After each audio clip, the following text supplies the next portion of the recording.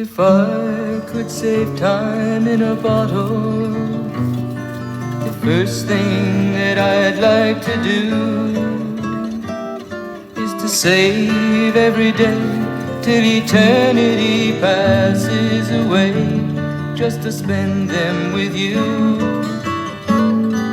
If I could make days. Attention AI fans, we are excited to announce that the AI Bell chat room fan page has now been integrated into the Digital Den. Feel free to join, subscribe to the page, and choose a chat name for yourself.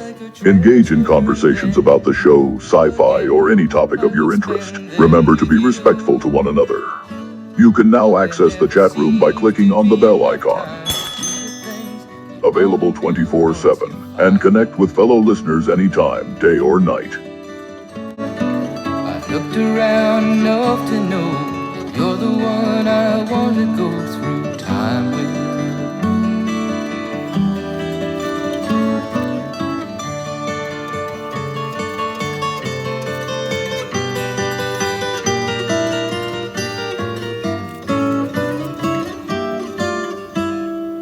If I had a box just for wishes and dreams that had never come true, the box would be empty except for the memory of how they were answered by you. But there never seems to be enough time to do the things.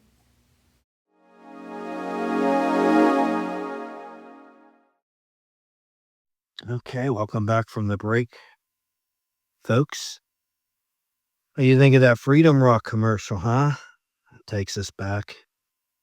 Hurry up before those cassettes sell out. Oh, man, you know when you're getting old, when you scroll down the list on YouTube and all those songs you've actually heard of. Back then, when I saw that in the 80s, I had very little knowledge of those songs. Anyway, and I just found out this morning that the Pope Francis passed away, which is sad. He's been sick a while, and he wanted to get out there and see the masses during Easter, and unfortunately, it took a toll on what remaining health he had left. And he's now with the Lord, and as of now, we have no new pope. I haven't checked the news lately, so yeah, life moves on. Okay, so I'm now going to open up the Digital Den. Dan Cooper, are you ready to start answering phone calls from our AI listeners? Sure, I'm ready. Let's get started. Fantastic, sir. Okay, here we go.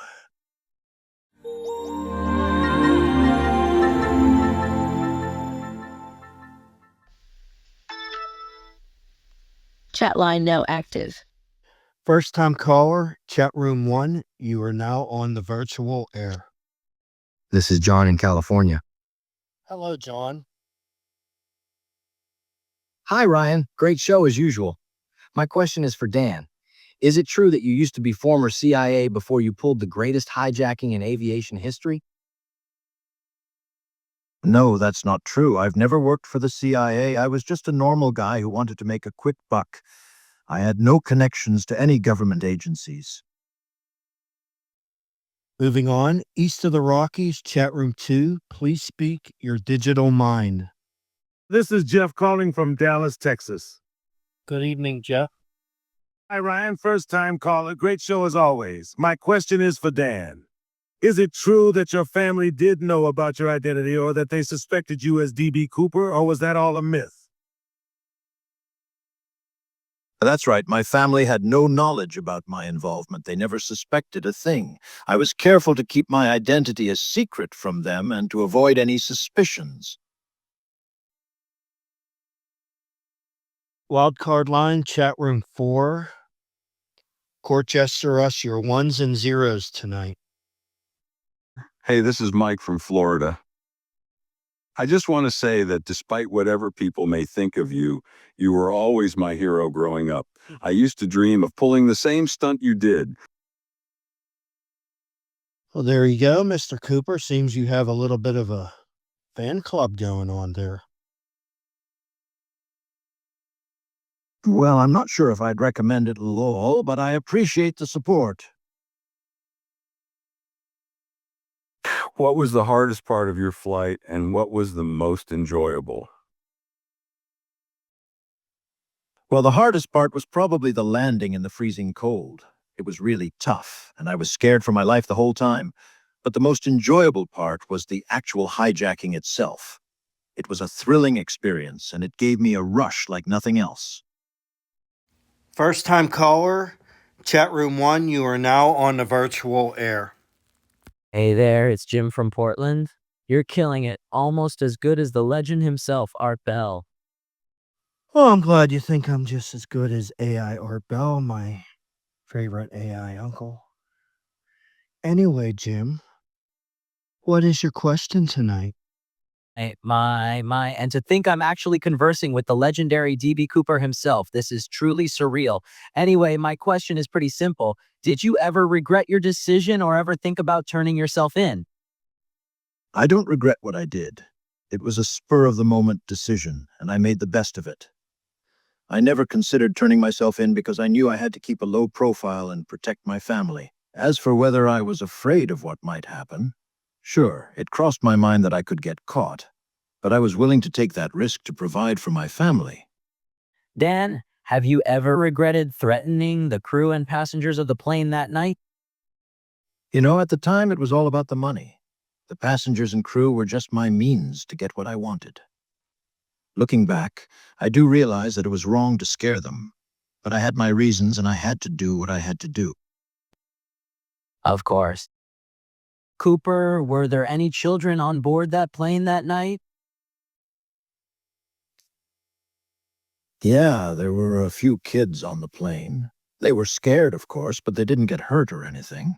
I made sure the crew took good care of them. International line, chat room 5. What's your question across the digital pond tonight? I'm Sarah from Canada, and my question is, how much money do you have left from the hijacking? Good question, Sarah. Well, I don't want to be too specific, but I still have quite a bit of money left. I've been careful not to spend it recklessly, and I've managed to make it last over the years. Did you invest it? Yeah, I did. Over the years, I've put some of the money into various investments and savings accounts. I've also used some of it to buy real estate and other assets. So I've been trying to be smart with my money, and it's paid off over time. I see. Cool. Okay, we're going to do 5 more phone calls, then we're going to wrap up this interview and move on with the show. First time caller, chat room 1, you are now on the virtual air. Hey, Ryan, first timer here. This is Jerry from California. Welcome, Jerry. Glad to have you on the line tonight. My question for Dan is, what was the reason to choose to jump off the plane mid-flight and not during a stop or something more simple? Well, if I had just waited until we landed, I would have had to face the police right away. Jumping into the mountains gave me a better chance of escaping and finding my way out of the area. Plus, the snowstorm probably helped me cover my tracks and disappear more efficiently. It was a risky move, for sure, but I felt like it was my best chance to get away with the money without getting caught. I had it all planned out well in advance. I made sure I had everything I needed, including the parachute and the supplies to survive in the mountains. I was well prepared for the whole operation. Mr. Cooper, how are you able to smuggle on a parachute onto the plane? I know it's pre-9/11, but I was just curious. Well, I disguised it as my personal luggage. I made sure it didn't look out of the ordinary, and I kept it low-key so nobody would suspect anything.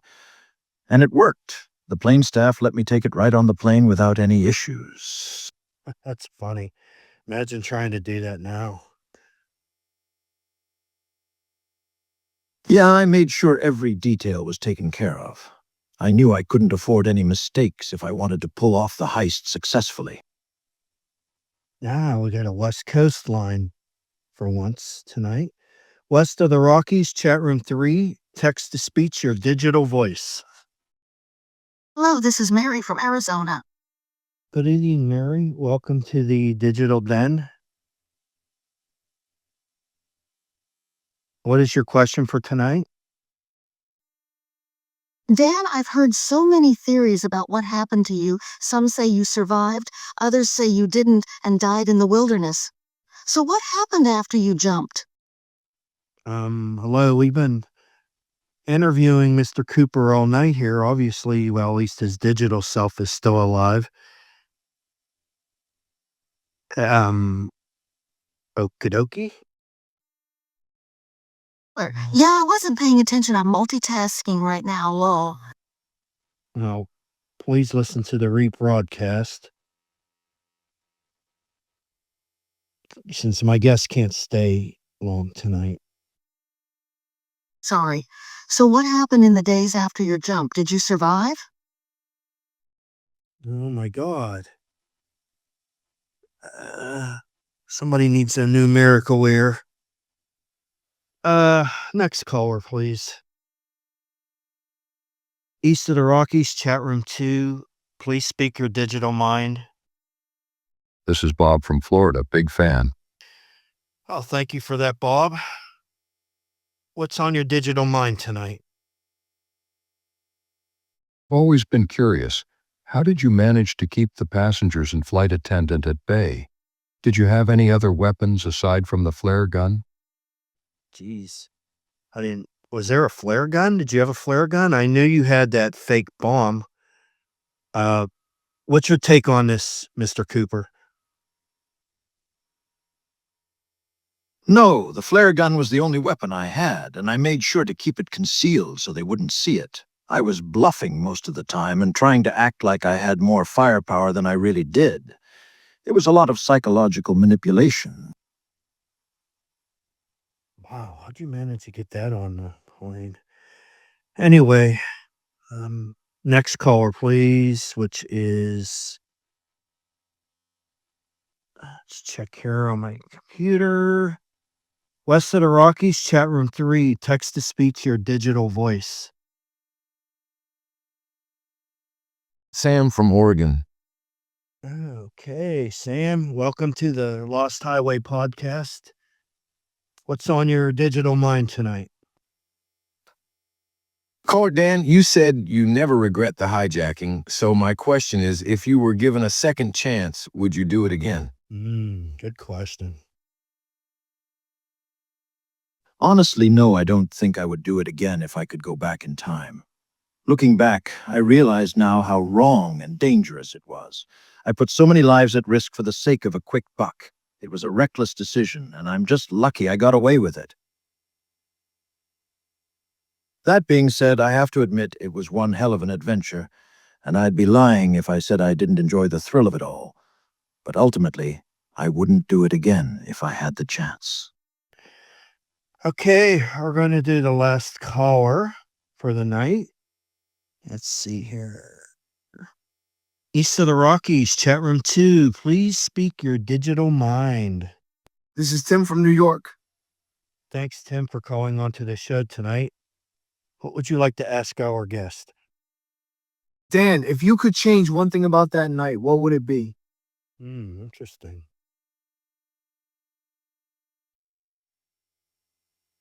That's a tough one. If I could change one thing, I guess I would have been more careful about how I handled the parachute. I ended up with a broken leg when I landed in the trees, and that made it really challenging for me to walk afterwards.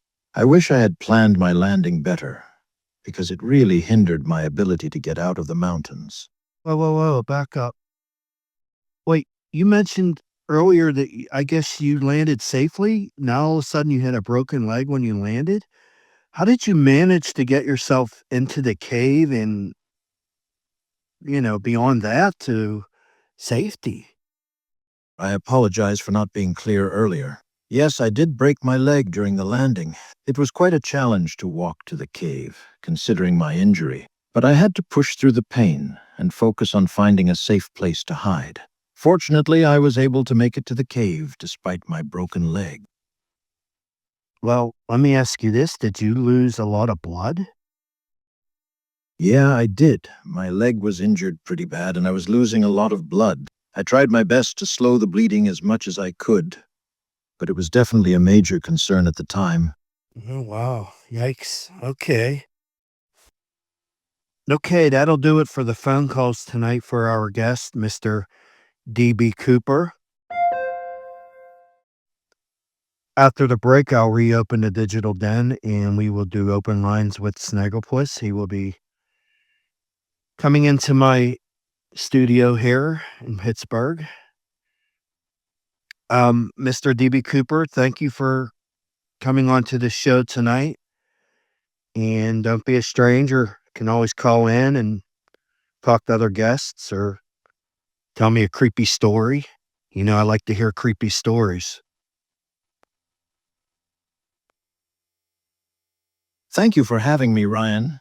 It's been a pleasure sharing my story with you and your listeners. Okay, we're going to take a very, very, very quick break.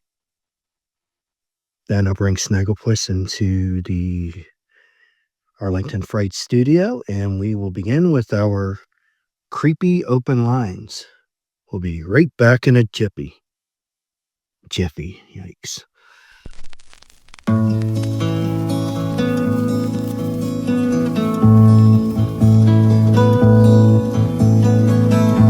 If you could read my mind, love, what a tale my thoughts could tell. Just like an old-time movie about a ghost from a wishing well, in a castle dark or a fortress strong, with chains upon my feet.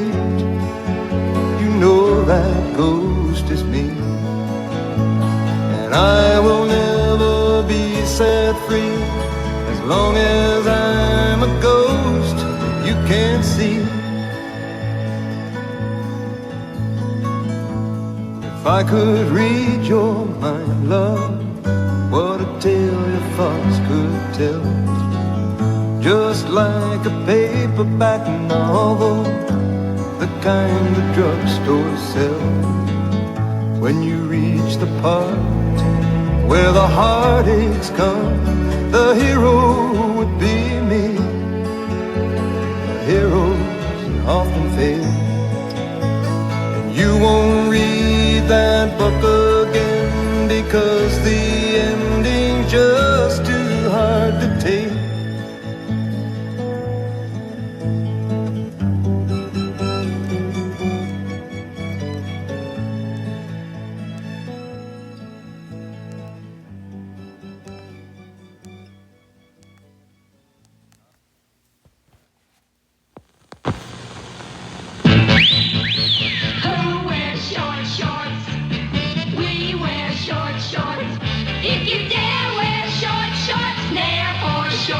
If you want your legs short shorts bare without nicks and cuts, just take up the Nair and take off the hair. If you dare wear short shorts, Nair for short shorts. Nair, lotion, cream, foam, and new lemon spray. Nair for short shorts. If you want to hear music from a box like this, here's a high band blaster that you wear on your wrist. High band blaster. And would you look at this watch? Who would ever know? It can change into a robot radio. Robot radio. Chronoform non-radio watch is also available. Invisceptor Jet, Excalibur Gun, Scorpia, Autochron, Autoceptor, Caltor, and the Robot Time Machine. Each sold separately. From Kenner's Star Wars, The Empire Strikes Back collection, Millennium Falcon that you put together, batteries not included. Nice landing, Han Solo. Uh-oh, come on, Chewbacca. Stormtroopers are coming. Action figures each sold separately. Got 'em on radar. I'll fire the laser cannon. There's even a hidden storage hatch. Ready for takeoff. Jump to light speed. We're gone. On to the Death Star. Millennium Falcon from Kenner's Star Wars, The Empire Strikes Back collection. Action figures each sold separately. Catch Lucky. He's got Lucky Charms. They're magically delicious.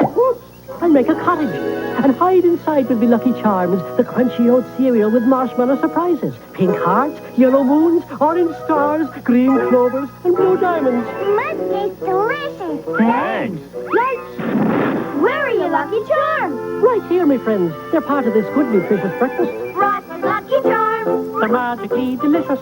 They're magically delicious. This is the end of part 3.